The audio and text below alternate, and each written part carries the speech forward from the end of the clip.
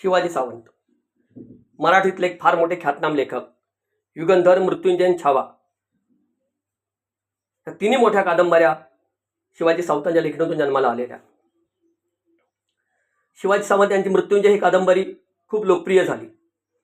विक्रीचा एक मोठा उच्चांक गाठला या कादंबरीने. त्यानिमित्तानं मराठा मंदिर, मुंबई सेंट्रल येथे त्यांचा सत्कार आयोजित करण्यात आला होता आणि हा सत्कार आचार्य यात्रे यांच्या हस्ते करण्यात येणार होता. सत्कार समारंभ झाला.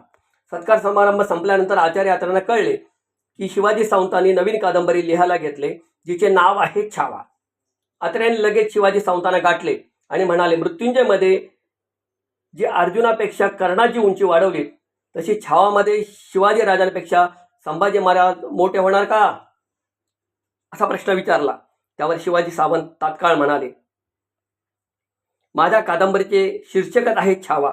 म्हणजे कितीही मोठा झाला तरी तो सिंहाचा छावाच. मित्रांनो, अशा प्रकारे आमची मराठी मोठी माणसं होती, आभाळा एवढ्या उंचीची.